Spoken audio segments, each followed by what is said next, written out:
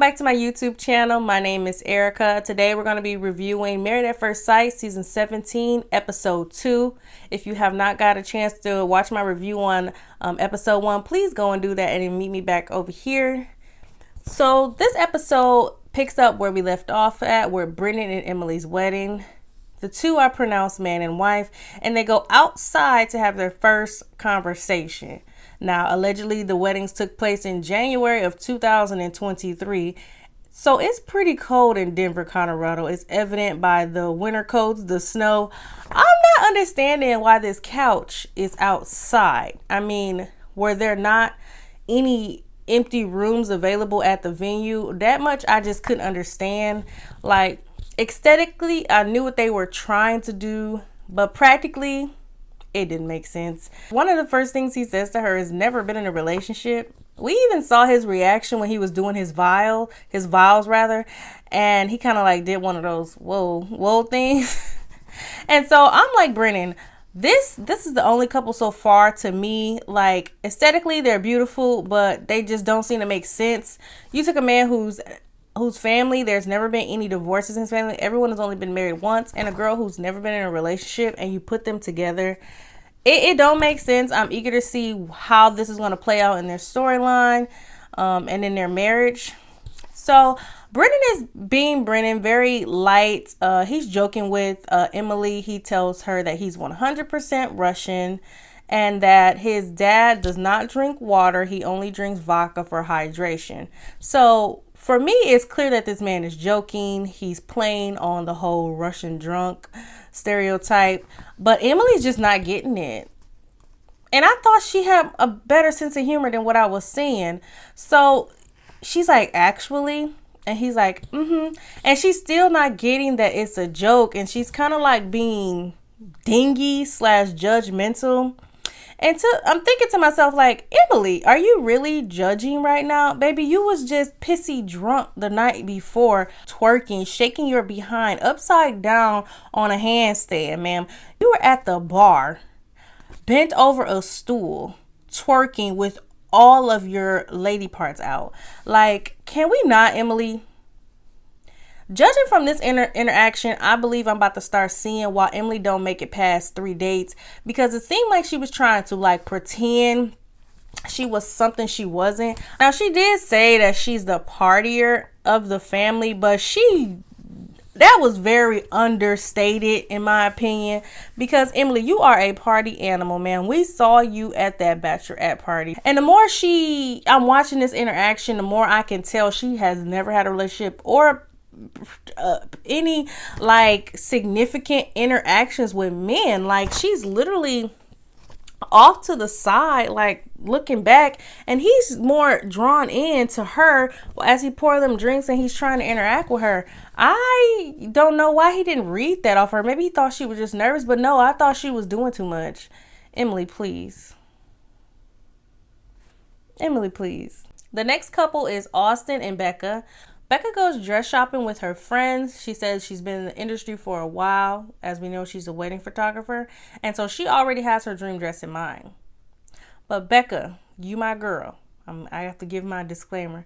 But she went on to choose the most basic wedding dress I have ever seen in my life. In fact, nothing about this dress screamed bridal for me.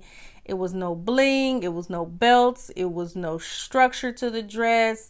It was no lace. You know, it was giving maternity shoe dress. I'm sorry. And she don't look like she's pregnant. That's not why I'm saying it. No, it literally looks like one of those long chiffon dresses that the girlies wear for their maternity shoots. I'm sorry. You know, the sleeves were cute, but other than that, this dress ain't have nothing going on, okay?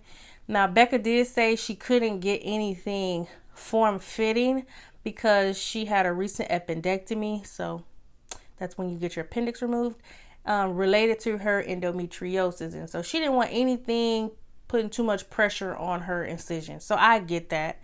Okay, and she didn't want to bust her stitches. Understandable. I do feel like it was still a dress for her, better than that one. But it just is what it is, Becca. You my girl, but I ain't like your dress. I'm sorry, babe. Anyway, in my last video, we talked about Becca's health. That was our first time hearing about it. And I let you guys know that I am a nurse. That is my occupation. And so me and my homegirl, we was having a discussion. She's also a nurse. And we were trying to figure out if Becca has one chronic illness or two chronic illnesses. And I'm saying this because, okay, she said she has an autoimmune disease. She never said what the name was. She said that she was having back pain and went to the doctor and found out she had endometriosis. So the way I was taught was that endometriosis is a chronic inflammatory disease. I let y'all know that in the last video as well. And my homegirl was like, no, Erica, she don't have two illnesses, which would be the autoimmune disease that she didn't name and the endometriosis. My homegirl, like, she's been taught, she's always known that endometriosis was an autoimmune disease. So I'm like, girl, hold on, because that ain't what I was taught. So we get to researching and looking at some reliable sources like the Mayo Clinic and Johns Hopkins and things like that. And there is research that suggests that endometriosis is treated as an autoimmune disease, or that it is linked to some autoimmune diseases, but it is not classified as an autoimmune disease. Okay, so from my understanding, and I'm gonna be 10 toes down on it, it sounds like she has two chronic illnesses, the endometriosis and the unnamed autoimmune disease. Now it's either that or my good sis misspoke and called the endometriosis an autoimmune disease, just like my homegirl who is a nurse. Y'all, either way it go, it's a lot. It is a lot. I'm interested to see how Brennan is going to handle this news and if we're going to find out if she has one or two chronic illnesses, okay? So Austin goes suit shopping with his friends. And Kyla, who is the female roommate, we're going to call her by name from here on out. Kyla is there. Apparently these two have been friends for 10 years. And honestly, judging the interaction at the suit shop, it did seem platonic. I did, give her the side eye in my first episode. The jury is still out on whether she is green for me. I'm going to just have to keep watching her, okay? I'm going to have to keep watching her. All right. Now, over in the bridal suite, we hear Becca telling her friends who are also wedding photographers, like she's been to 260 weddings. And it wasn't much more to that, but hearing that did make me exhausted, y'all. I'm 30. I've only been to 2 weddings. I can't imagine being to 260 weddings, even as a wedding photographer. But that's her life. So, yeah, she's been to 260 weddings. And she still chose that dress. Lord have mercy. Erica, give it up. Just let it go. I'm going to let it go. Even when she walked down the aisle, y'all, it was no veil. It was no belt, no headpiece. Just a white dress with big ass gold earrings and some yellow heels. She still was a beautiful bride. But damn, I had high hopes for you, Becca. I did. But anyway, Becca says, she's nervous about telling him about her health issues. And I could understand why. I can understand why. I'm hoping that he will take it well. I'm hoping that, what I think is going on is not going on. And I hope that, they'll get through it. Honestly, it ain't too much going on over there in the bridal suite, other than Becca's just really excited to finally be the bride instead of being the one taking the pictures.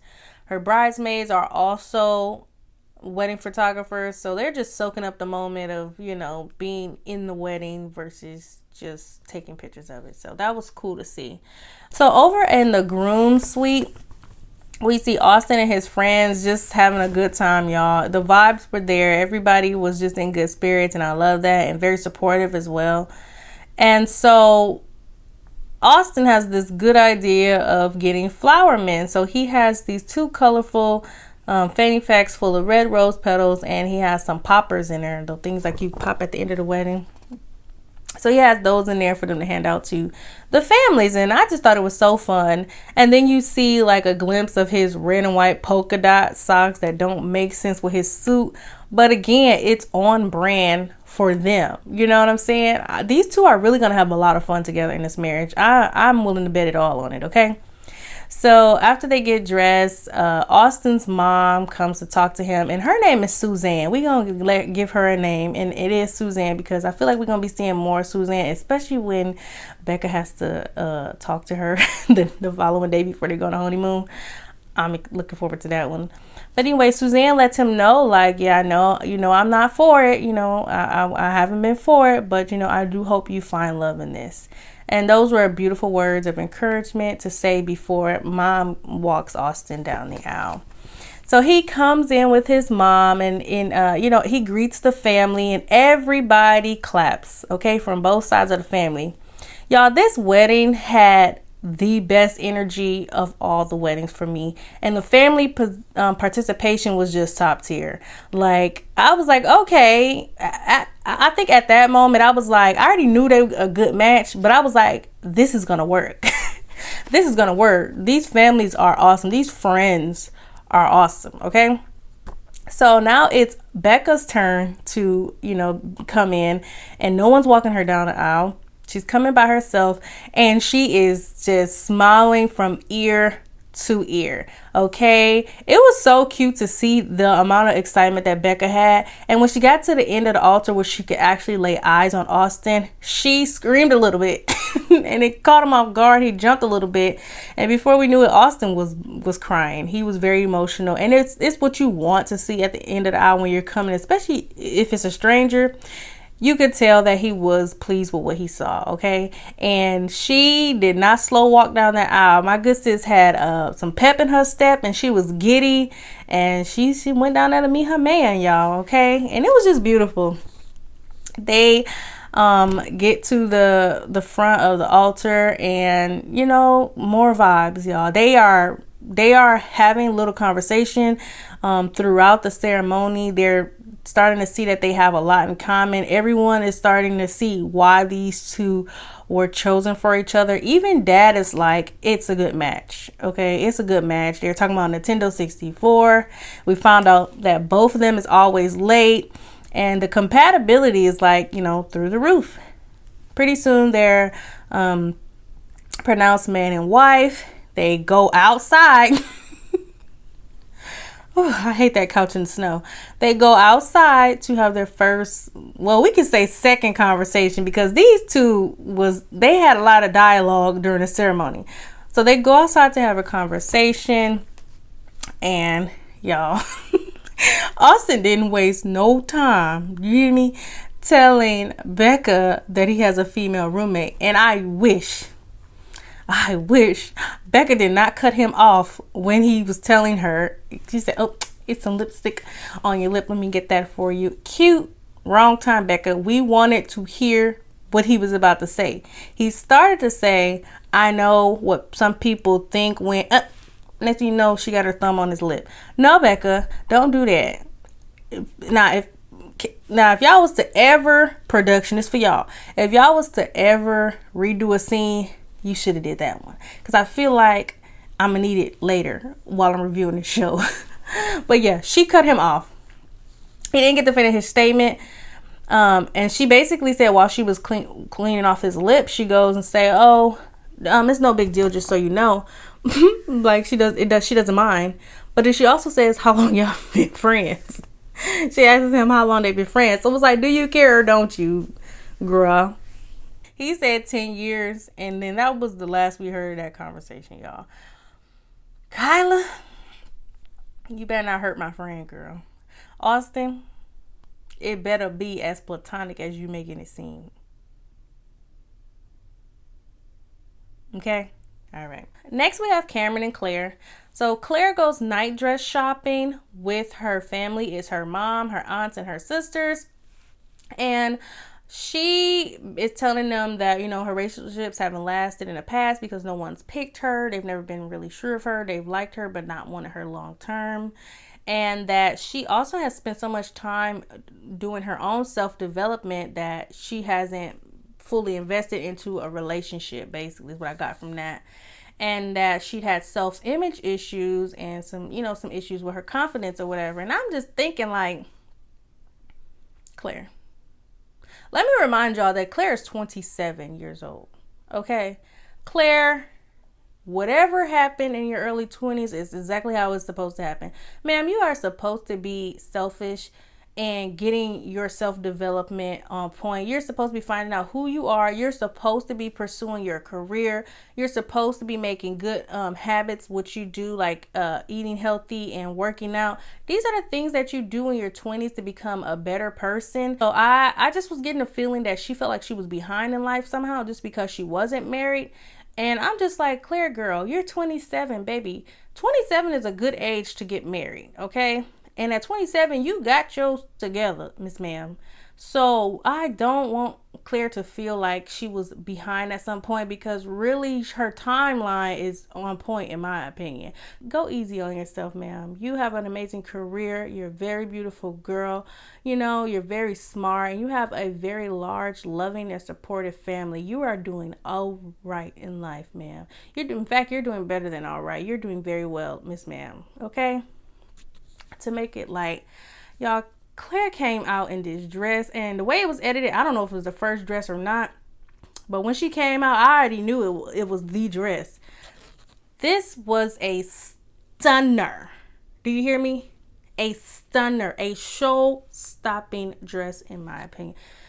This, to me, was the best dress of the season, hand down. That dress had everything. It had a little bit of bling, a lot of bit of lace, a whole lot of shape. Like, Claire, girl, you look good, okay? That is how you do it. That's how you do it. Anyway, there is some tears in the appointment. The family is just full of love. That's what I get every time they come on my screen. I can feel how much they love Claire, and I can feel how much they love each other. And honestly, I don't know what Cameron's issue is yet, and I'm trying not to judge him as if he's like undeserving or something, but he is a blessed man to marry into this family.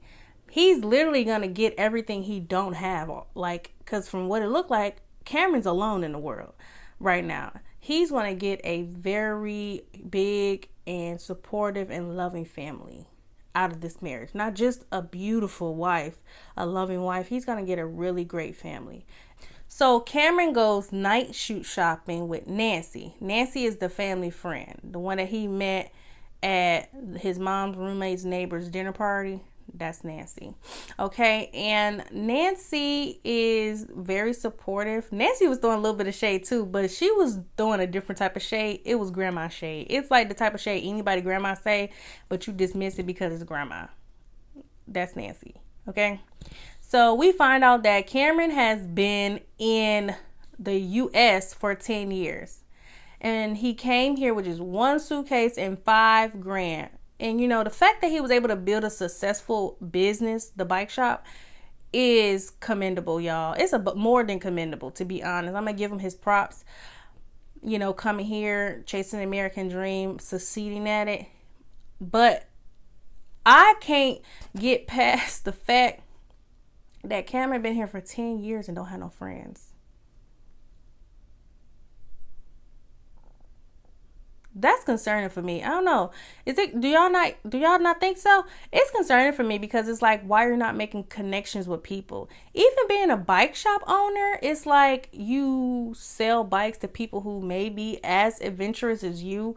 Why have you not connected with any of them? Why you could start a bike club, Cameron. You could have made friends through a bike club or something. It's things he could do in 10 years to make friends. I've been in Houston. I'm a transplant. I'm from Detroit. You see the D. But I've been in Houston for 4 years, and I've been able to make friends and create good relationships with my coworkers and whatnot. So I'm not understanding why this man has not been able to make one friend. Where they at? Okay. And so it's just weird to me. Let me know if y'all agree. So Claire arrives at the bridal suite. Her mom and sisters are there waiting for her. And every time, you can just tell every time these ladies get together, it's love. It's so much love in this family that you could tell they always have a good time, okay? And so they're just talking and getting ready to have some bubbly.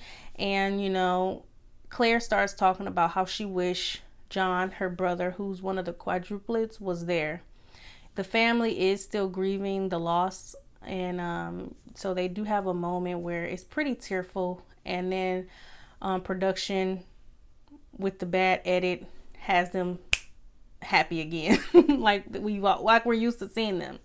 And I'm just like, production, y'all could have had a way smoother transition than that. Like, y'all really made her look a little bipolar, because one minute she's bawling her eyes out and the next minute she was happy again. And I'm just like, we definitely could have had a better transition.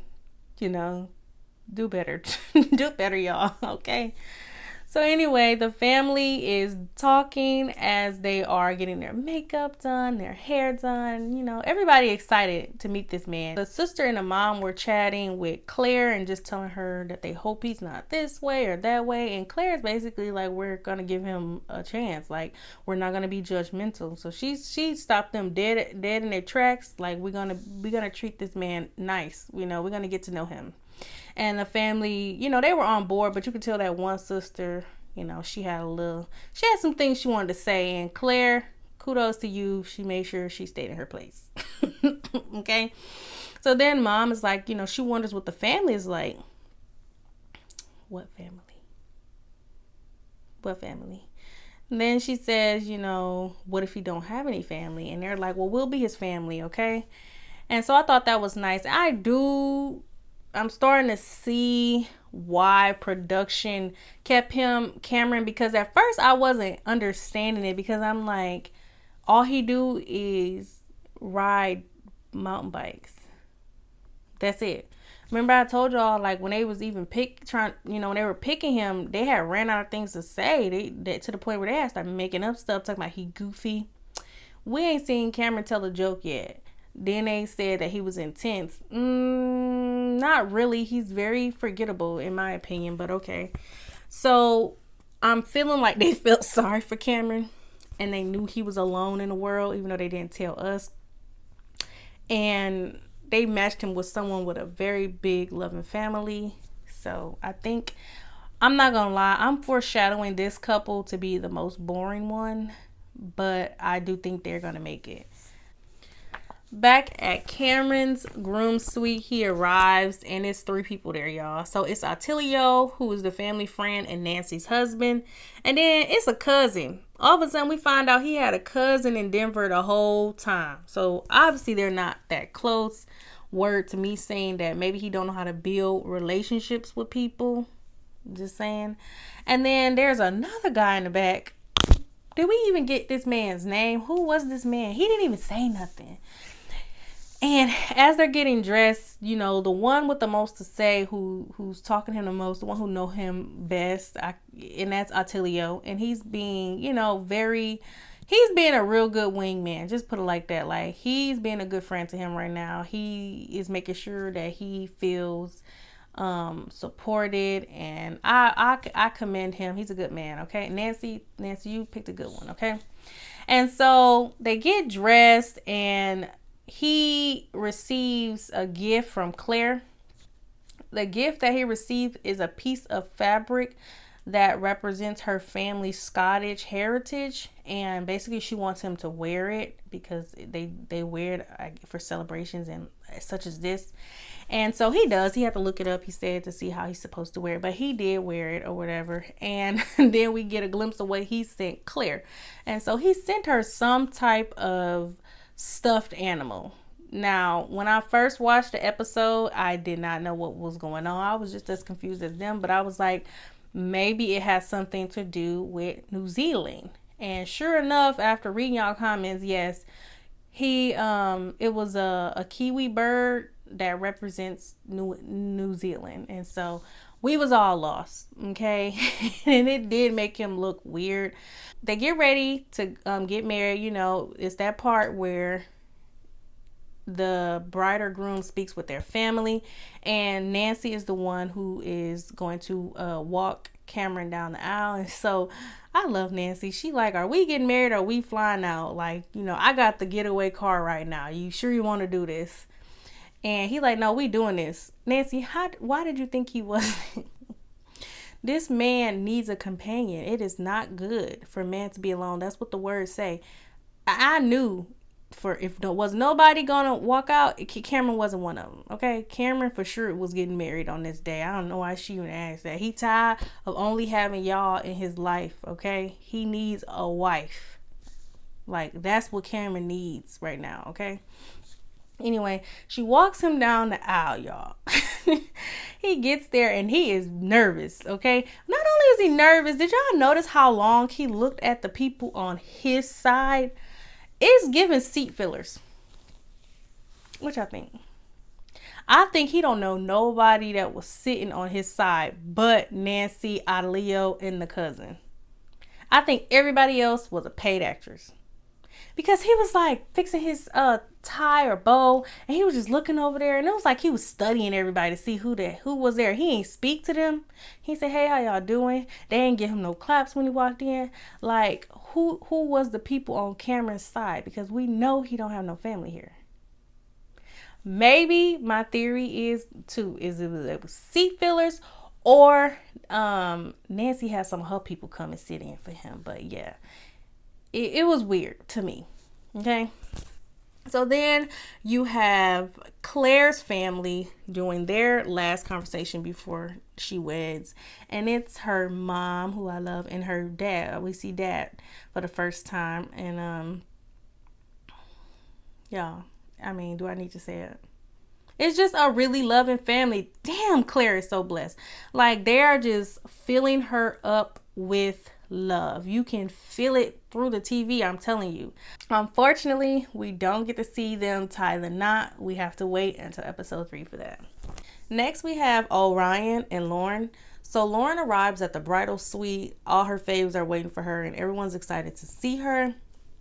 I thought Lauren chose the first dress because she tried it on again before she had her breakdown. But no, she did end up choosing the second dress.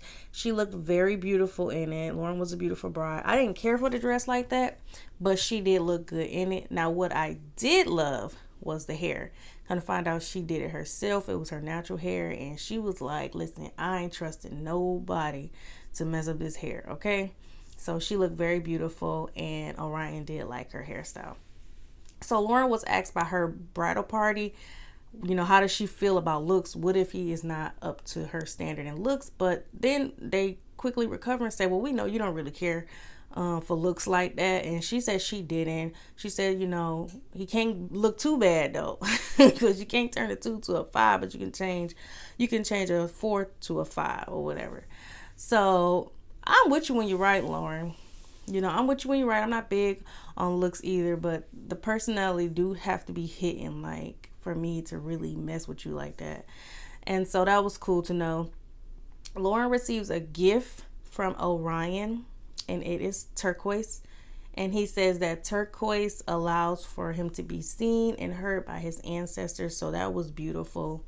And that was really all Lauren needed. Like, she said she was sure she was getting married, but that was very beautiful because she's very connected to her ancestors as well. So that was icing on the cake for our girl, okay? The sister-in-law, before she's getting ready to head down the aisle, the sister-in-law brings her a picture of her mother. It was like a keychain for her to have on her for her big day, and I thought that was so beautiful. She also brought something old, which looked like a necklace that Lauren used as a bracelet that was from their grandmother. So Lauren's sister-in-law is such a sweet woman, like, for real. You can tell that the two of them are locked in, okay? Lauren, your brother chose well. Like, you could tell she's been a part of their family for a long time. Back in Orion's groomsman suite, he is full of excitement. I love it. He cannot stop smiling from ear to ear. Like, this man says he has been wanting to get married since he was 13 years old, ever since he heard the story of his grandparents. So we didn't get an opportunity to hear that story. I would have loved for him to be able to elaborate on it a little bit. Because I'm just curious to know, what did this 13-year-old hear that made him want to get married? Like, I hope we do at some point get to hear the story. So, Orion begins to educate us on the cultural significance of the bun that he's going to be wearing for the ceremony. His hair is going to be wrapped in yarn, and he tells us that it is so that he is of a clear and sound mind. And I think that is very appropriate for a man about to marry a stranger, honestly. One thing about Orion, he gonna put us up on game. He gonna educate us on Indian Americans. He did get a gift from Lauren. She sent him a flask, a really nice flask, and it had 20-year-old rum in it that she bottled herself in Puerto Rico. So I thought that was a really nice, appropriate gift. She said he needed a shot if he as nervous as she is, and so that was really sweet. Orion walks down the aisle by himself, and you could just see this man is overcome with excitement. He is ready. Like, I feel like he was the one that was most ready to get married this season, okay? He is giving his first impression, and it is off-putting. You could tell for Lauren's family. The friend that's pregnant, she put her head in her hand, and she's giving, the shady possible disapproval. We'll see later in the season. But he was giving some odd facial expressions. I think that's what it was, because Orion is not a bad looking guy. To me, he's actually good looking. He's handsome. He's just small. I ain't really into the slimmer guys, but that's neither here nor there.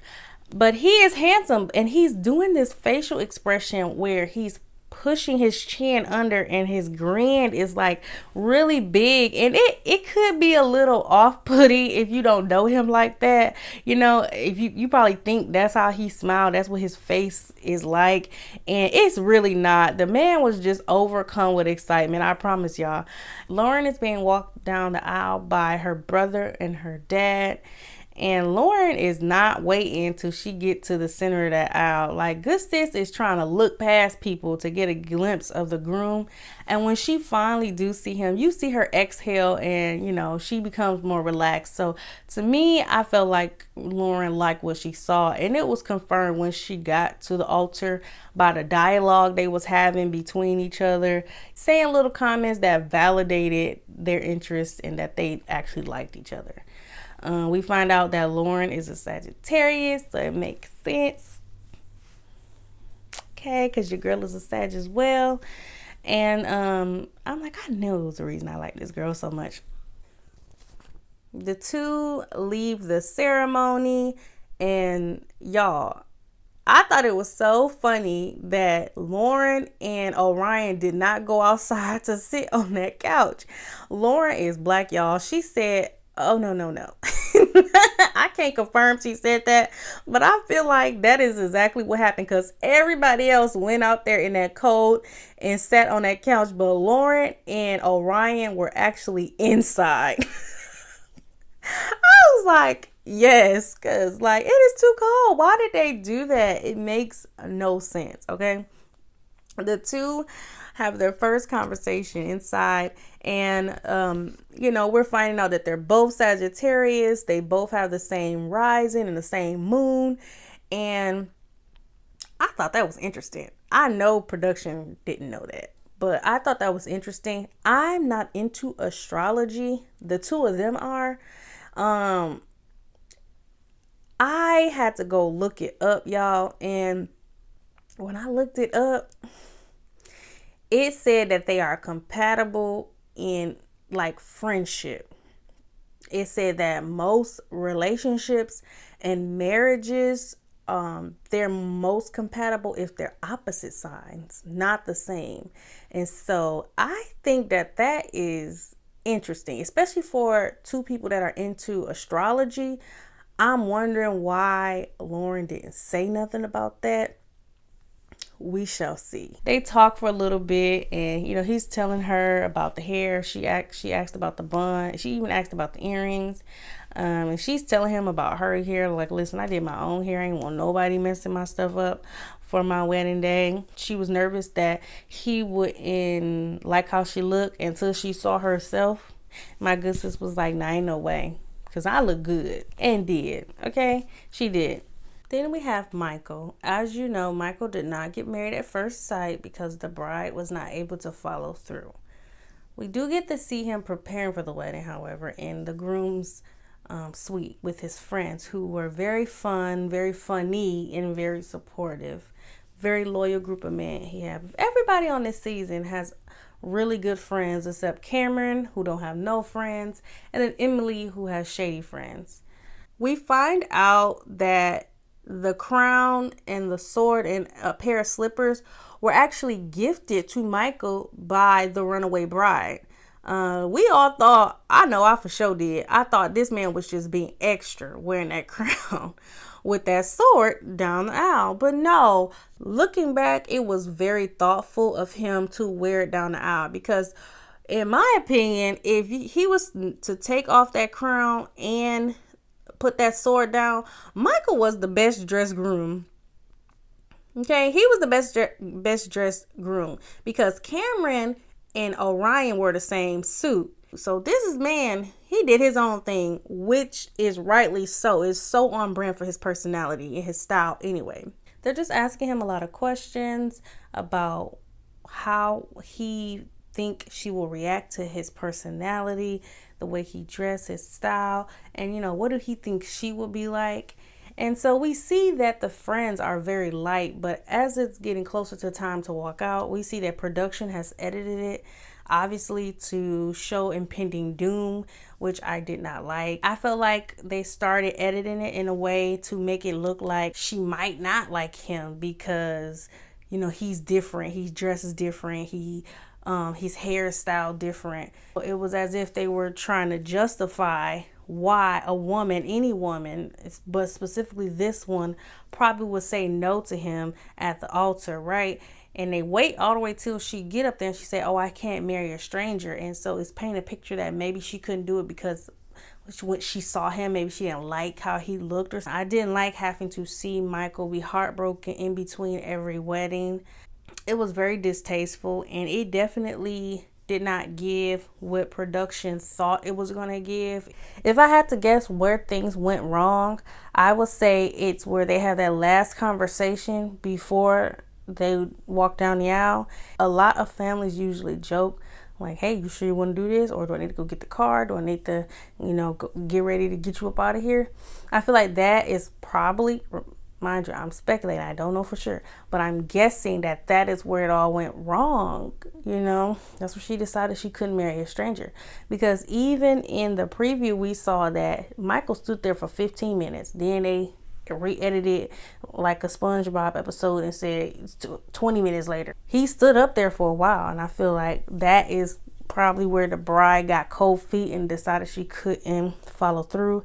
Production rushed in, hypothetically, and was like, "Well, if you're not gonna marry him, you need to let him know, because guess what, both of y'all families is here and he's already at the end of that aisle waiting for you. If you're not gonna marry him, you need to go ahead and tell him now." So I feel like that's what made her follow through. But I do think they chose her in the special.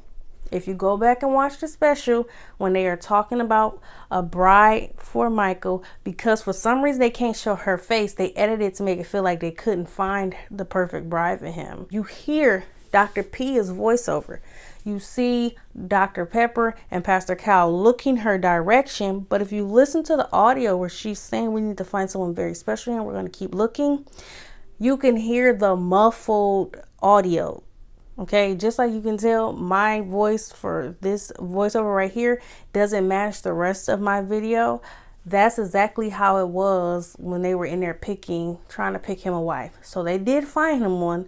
They went back and edited and made it seem like they have to find someone very special, because for some reason they don't want to show the runaway bride. It's nasty work, guys. It's nasty work. And they're just using this man's heartbreak for ratings. It's so sad. It had started to become difficult to watch because you have this man who is crying over a woman he's never even met technically. He's having these emotions because for the past 2 weeks, he knew he was engaged. He knew he was getting married on that day. And like he said, when you know you're about to get married, you start mentally planning a future with that person. And so even though he didn't know her, you know, he had never met her, he still was grieving, and it was just hard to watch. And they did him that way, right? Humiliated him on national TV and kept doing it throughout the episode, right? While protecting this woman. I don't understand why she received all this protection. I mean, they didn't show her face. They didn't show her family. They didn't even use her real voice. And so it begs the question, like, what was it about this woman that made her above everybody else in the past who didn't want to do the show anymore? I mean, you would think she was Tran or Renee from LIB the way they edited this lady out. Like, what's tea? What's tea over there, maths? Because I don't like how y'all was so eager to use this man's heartbreak for ratings, but not show her. It's not giving. Now, I do believe that the runaway bride was there. A lot of people are speculating that she probably was never there, but I do believe that she was there.